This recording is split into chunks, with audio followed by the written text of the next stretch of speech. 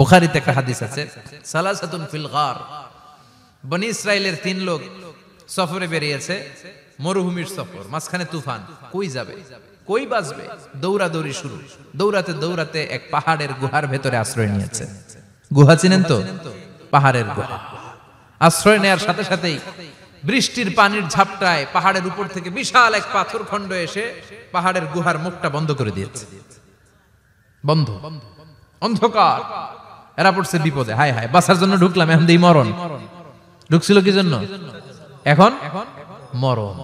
বিশাল পাথরের খণ্ড এসে গুহার রাস্তাটা বন্ধ করে দিয়েছে। 3 জন গায়ে যত শক্তি ছিল ধাক্কায়ও পাথর সরাইতে পারে না। হায় হায়, অক্সিজেন ভিতরে যা আছে আধা ঘন্টা শেষ হয়ে যাবে। কি করে বাঁচবো? বাঁচার উপায় নাই। চিল্লা ফাল্লা শুরু হয়ে গেল, কান্নাকাটি শুরু। একজন বলে, তোমাদের জীবনে কার কি নেক আমল আছে, যেই নেক আমলটা আল্লাহর ভয়ে করছিল ওইটার ওসিলা দিয়ে দোয়া করে দেখো কিছু হয় কিনা। সুবহানাল্লাহ কোন? এটাই উপায়। একজন হাঁটু গেড়ে চোখের পানি ছাড়া শুরু করছে, দোয়া শুরু করছে, আল্লাহ আল্লাহুম্মা কানাত লি আবাওয়ান শাইখান কাবীরা, আল্লাহ আমার বাবা মা ছিল বৃদ্ধ বৃদ্ধা, আমি পেশায় রাখাল, সারাদিন ছাগল চড়িয়ে রাত্রিবেলা দুধ আনতাম, সবার আগে আব্বা আম্মারে দিতাম, এরপরে আমার ছেলে মেয়ে, এরপরে স্ত্রী। একদিন গভীর রাতে এসে দেখি আব্বা আম্মা ঘুমায়, দুধের বাটি নিয়ে আব্বা আম্মার মাথার সামনে দাঁড়িয়ে রইলাম। ছেলে মেয়েগুলো আব্বা এসে বলে, আব্বা দুধ দাও। আমি বললাম পরে, আগে আব্বা আম্মা খাবে তারপরে তোরা। ছেলে মেয়েগুলো কান্না জুড়ে দিল, আমি দেই নাই। ফজর পর্যন্ত দাঁড়িয়ে রইলাম। ফজরের আগ দিয়ে আব্বা আম্মা ঘুম থেকে উঠে দেখে তো আমার অবাক, কিরে বাবা দাঁড়িয়ে কেন? বললাম প্রতিদিন দুধ খেয়ে ঘুমাও, আজকে আগে আগে ঘুমিয়েছো, দুধ খাও নাই, তোমাদেরকে আগে দিব বলে দাঁড়িয়ে রইলাম। আল্লাহর ডেকে বলে, আল্লাহ ওই দিন সারা রাত দুধের বাটি নিয়ে মা বাবার শিওরে আমি দাঁড়িয়েছিলাম, ফজরের সময় আব্বা আম্মারে দুধ খাওয়ালাম, তারপরে ছেলে মেয়েদেরকে দিয়েছিলাম, তারপরে স্ত্রীর মুখে দিয়েছিলাম। ও মাবুদ, ওই দিনের এই কাজটা আমি দুনিয়ার কাউরে খুশি করার জন্য করি নাই, শুধুমাত্র তোমার খুশি ছাড়া। ওই রাতের ইবাদত যদি তোমার দরবারে ভালো লেগে থাকে, ফাফাররিজ আন্না মা নাহনু ফি, আজকের বিপদের দিনে কেউ বাঁচানোর নাই, তুমি আমাদের বাঁচাও। ফানফাজারাত, মুহূর্তের মধ্যে 1/3 বিশাল পাথর খণ্ডটা 1/3 ডান দিকে সরে যায়, এক পাশে সরে যায়। সামান্য আলো বাতাস ঢুকতে আরম্ভ করলো। এখন বাতাস ঢুকে, এখন বেঁচে থাকতে পারবে এই নিশ্চয়তা হয়েছে। সুবহানাল্লাহ কোন? এবার সে বলল, ভাই তোর কি আমল আছে বল।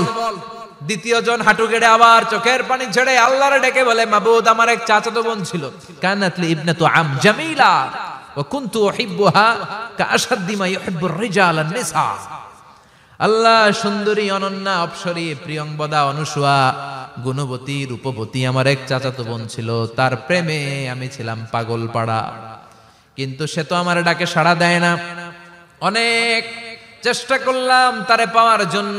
চাচাতো বোন আমারে বলে, 100 স্বর্ণ মুদ্রা যেদিন দিতে পারবা ওই দিন আমারে পাবা। এবার আমি স্বর্ণ মুদ্রা কালেকশনের কাজে লেগে গেলাম। বছরের পর বছর চেষ্টা করে 100 স্বর্ণ মুদ্রা যেদিন পেলাম ওই দিন চাচাতো বোনের কাছে গেলাম, যে তার হাতে স্বর্ণ মুদ্রা দিলাম, বললাম চলো এবার আমরা অপকর্ম করি। স্বর্ণ মুদ্রা পেয়ে সেও খুশি, আমিও খুশি। সে পাইছে স্বর্ণ, আমি পাইছি তারে। গোপন একটা রুমের ভেতরে ঢুকলাম, দুজনে জামা কাপড় খুলে ফেললাম, নেকেড হয়ে পাপ কাজ শুরু করব।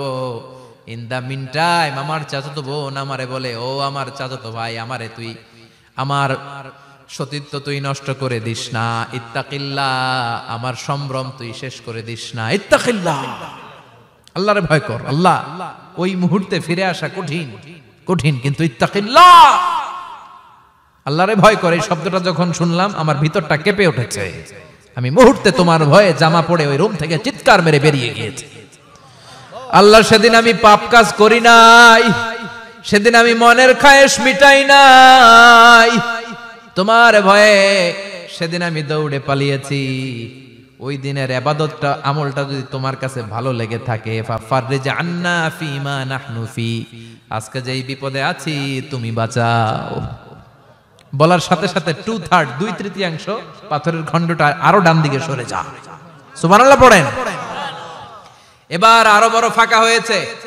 এবার তারা বেরোতে চেষ্টা করলো, দেখে মাথা বেরোয়, শরীর বেরোয় না, হাত বেরোয়, পিঠ বেরোয় না, পা বের হয়, দেহ বেরোয় না। আরো সরতে হবে। এবার বাকি আছে কয়জন? সে দোয়া করতে শুরু করলো, আল্লাহ ইস্তাজারতু উজারাক, আমি ব্যবসায়ী ছিলাম, অনেক শ্রমিক ভাড়া করে একদিন একটা কাজ করালাম, সব শ্রমিকের টাকা দিয়ে দিলাম, এক শ্রমিক টাকা না নিয়ে ভাগলপুর কই যে গেছে নিজেও জানি না, ওর টাকা আমার কাছে রয়ে গেল। এই শ্রমিককে আর টাকাটা বুঝাই দিতে পারি নাই। এই টাকা দিয়ে আমি কয়েকটা ছাগল কিনলাম, এই ছাগলগুলো বাচ্চা দিল, ওগুলো বাচ্চা দিল, ওগুলো বাচ্চা দিল, দিতে দিতে বিশাল ছাগলের ডেইরি ফার্ম করে ফেললাম তার ওই টাকা দিয়ে। এক যুগ 12 বছর পরে সে এসে বলে আমার টাকা ফিরায় দাও। আমি বললাম এই যে ছাগলের ডেইরি ফার্ম পুরোটাই তোমার। সে বলে আতাস্তাজিউ মিন্নি, আমার সাথে ঠাট্টা করো? আমি পাই সামান্য কয়টা টাকা, এক যুগ আগে যে টাকা পাইতাম ওইটা দিলেই চলবে। আমি বললাম ও শ্রমিক, তোমার টাকা দিয়ে আমি ছাগল কিনে ব্যবসা করেছি, ছাগল বাচ্চা দিয়েছে, বাড়তে বাড়তে বাড়তে বাড়তে আজকের বিশাল এই ডেইরি ফার্ম, এই ডেইরি ফার্মের মালিক আমি নই, তুমি নিয়ে যাও। বলার সাথে সাথে শ্রমিক আনন্দে নাচতে নাচতে ডেইরি ফার্ম নিয়ে যায়। ও আল্লাহ, ওই দিন যদি সে যতটুকু টাকা পাওনা ছিল অতটুকু দিলেই সে খুশি হয়ে যেত, শুধু তোমার খুশির জন্য পুরো ডেইরি ফার্ম আমি তারে দিয়ে দিয়েছিলাম। আল্লাহু আকবার। আল্লাহ, আজকের এই বিপদের দিনে আমার সেদিনের আমলটা যদি তোমার কাছে ভালো লাগে তুমি বাঁচাও। বলতে দেরি, মুহূর্তের মধ্যে বিশাল প্রকাণ্ড পাথর খণ্ডটা অন্যদিকে দৌড়ে চলে যায়। পাহাড়ের গুহা ওপেন, পাথর খণ্ড নাই। আল্লাহর শুকরিয়া আর তাকবীর দিতে দিতে তিনজন বের হয়ে যায়। সুবহানাল্লাহ পড়েন। সহিহ বুখারীর বর্ণনা, সহিহ হাদিস। নিজের এমন কোন নেক আমল যদি থাকে যে আমলটা শুধু আল্লাহর জন্য করেছিলাম, ওই নেক আমলের ওসিলা দিয়ে দোয়া করলে দোয়া কবুল করবে কে? করতে রাজি আছেন তো? প্রতিদিন শতবার তাওবা ইস্তিগফার পড়তে রাজি আছেন? বিশ্বনবী বললেন না, দোয়া মুখুল ইবাদা, দোয়া হলো ইবাদতের নির্যাস, যার দোয়া নাই ওর কিচ্ছু নাই।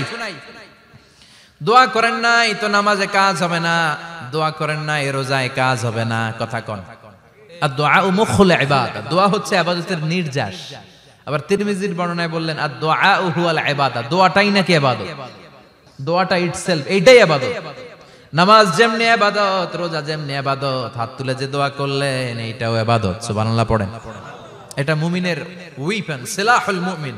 সাপ্লিকেশন, দোয়ার ইংরেজিতে বলে সাপ্লিকেশন। সাপ্লিকেশন is the weapon of believers. এটা বিশ্বাসীদের অস্ত্র। সবকিছুর কারামতি যেখানে শেষ, দোয়ার কারামতি ওইখানে। এরকম অনেক শুনবেন ক্যান্সারে আক্রান্ত, দুরারোগ্য ব্যাধি, বাংলাদেশের চিকিৎসা শেষ, ইন্ডিয়া গেছে, কয় বাঁচবো 3 মাস। কয় মাস? এরপরে 7 বছর বাইসা ছিল।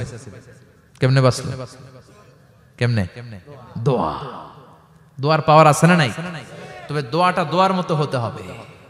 সিনসিয়ার দোয়া ইজ লাইক এ মিসাইল। একনিষ্ঠ দোয়া এটা মিসাইলের মতো। মিসাইল হামলা করলে ইঞ্চি ইঞ্চি যেখানে মিসাইল বোমাটা পড়ার কথা ঠিক ওখানে পড়বে। ড্রোন হামলা করলে ঠিক ওখানে, ব্যালিস্টিক ক্ষেপণাস্ত্র নিক্ষেপ করলে লক্ষ্য বস্তু যেমনি ভিত করে, তেমনি দোয়ার মতো দোয়া করলে মুহূর্তেই দোয়া কবুল হয়ে যায়। আমরা দোয়ার মতো দোয়া করতে জানি না, কেমন করে দোয়া করতে হয় আমাদের জানা নাই, এজন্য দোয়াও কবুল হয় না। চিল্লা এখন ঠিক কিনা? কিন্তু আল্লাহ ওয়াদা দিয়েছেন উজিবু দাওয়াতাদ দাঈ ইযা, আমার বান্দা দোয়া করলে আমি দোয়া কবুল করি, আমার বান্দা চাওয়া মাত্রই আমি কবুল করে নেই। সুবহানাল্লাহ পড়েন। যত দোয়া আপনি করেছেন সব কবুল, সব, all of your duas are accepted, সব কবুল হয়েছে আল্লাহর কসম। অনেকে বলবে হুজুর এটা আবার কি কইলেন, এতক্ষণ তো ভালোই কইতেছিলেন, সব দোয়া আবার কবুল হয় কেমনে? আমি তো জীবনে কত কিছু চাইলাম, কত কিছুই তো পাই নাই। আছে না এরকম? অনেকে অনেক পেরেশান, আফসোস করে হুজুর চাইলাম আল্লাহ দিল না। 4টা মাইয়া, এবার কাবা দইরা চাই আইছি পোলার কথা, এটাও হইছে মাইয়া। আছে না নাই? 5টা ছেলে হইছে, মেয়ের জন্য বুকটা হাহাকার। হজে যে আরাফাতের ময়দানে চেয়ে আসলাম, এইবারও হইছে আরেকটা পোলা। আছে না নাই? কত কিছু চাইলাম, পাইলাম না, দিল না আল্লাহ। বলে না আপনার সব দোয়া কবুল, তবে কবুল হওয়ার 3টা সিস্টেম আছে। কয়টা? চান্দুল্লাহর ভাইয়েরা মনে থাকবে? কয়টা?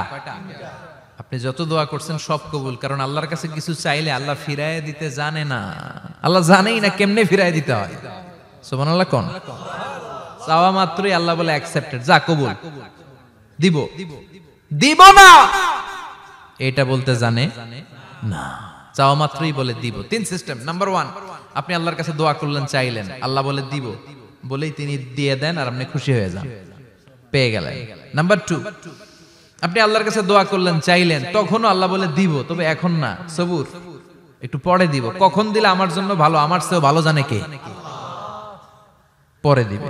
নাম্বার 3, চাইলেন, দোয়া করলেন, আল্লাহ তখনও বলে দেব, তবে এখনো না, পরেও না, কিয়ামতের দিন যেদিন বিপদে পড়বে ওই দিন দেব।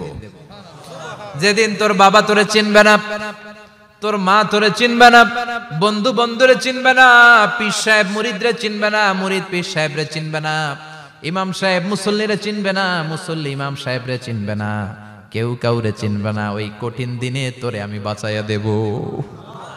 তাইলে দোয়া যা করছেন ছোটবেলা থেকে আজকে পর্যন্ত লস হয়েছে না লাভ? লস না লাভ? এজন্য বেশি বেশি দোয়া করার দরকার আছে না নাই? জীবনে যদি কোনো নেক আমল থাকে, ওই নেক আমল দিয়ে যদি আল্লাহর কাছে দোয়া করেন, দোয়া কবুল করে নিবে কে? তবে নেক আমলটা হইতে হবে শুধুমাত্র আল্লাহর সন্তুষ্টির জন্য। প্রত্যেকের জীবনেই কিছু আমল আছে যেটা লোক দেখানো করে, আছে না নাই?